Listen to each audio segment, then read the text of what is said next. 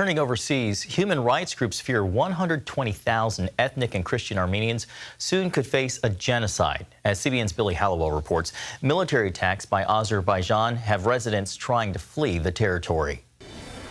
Videos and images showing thousands of ethnic Armenians trying to flee Nagorno-Karabakh have shocked human rights activists. This is a recipe for mass atrocities. Joel Veldkamp of Christian Solidarity International fears the worst is yet to come for the people living in the landlocked region between Armenia and Azerbaijan. Earlier this week, Azerbaijani forces launched an attack just before an announced truce. Uncertainty still abounds, however. This is being widely reported as a ceasefire. Many journalists, many observers seem to think that this means that the fighting is over, the violence is over, the danger is over.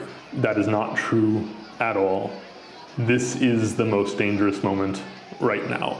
Veldkamp believes abuse, chaos, and violence against the Armenians will continue now that they've basically surrendered. The government of the Republic of Artsakh surrendered to the invading forces of Azerbaijan. They agreed to disband all of their self-defense forces, to lay down their weapons, and to hold negotiations on quote-unquote reintegration into Azerbaijan.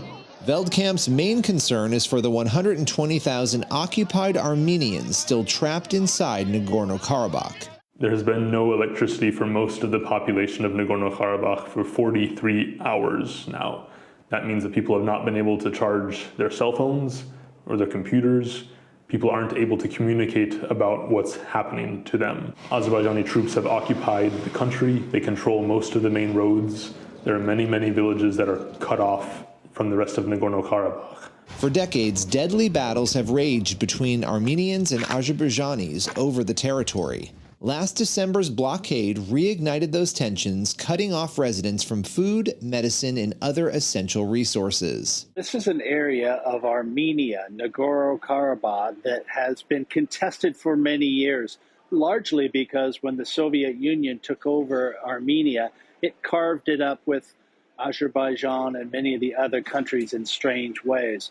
So there's a little area of Armenia. It has historically been filled with Armenians, Armenian cultures, the Christian faith. Azerbaijan attacked the region 3 years ago, trying to take it over.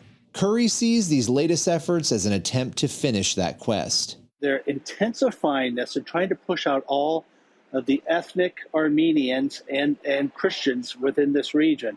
Experts now fear Armenia, one of Christianity's oldest communities, could face a second genocide if the international community doesn't act fast. How could we be so far away from our brothers and sisters? How can we be so ignorant about the first Christian nation, about the first nation in the 20th century to experience a real genocide? What is wrong with us? Veldkamp is encouraging Christians worldwide to pray and call on Western leaders to intervene and save Armenian lives. Billy Hallowell, CBN News. Thanks, Billy. Gordon, intervention definitely seems like it's needed. Yes, but how to have that? And will the international community have the will to do it? 100 years ago, under Turkish rule, the Armenian genocide was largely ignored. And curiously, as a fact of history, Hitler used that as an excuse for the final solution, the genocide of the Jewish people in Europe. And he said, well, nobody paid attention to the Armenians, and so no one's going to pay attention to what I'm doing. When you look at genocide, we all have to say, never again. This shouldn't happen on our watch.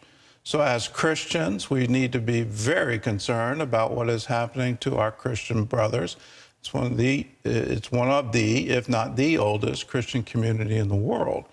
And when you look at it from that lens, why would we ever allow them to be extinguished?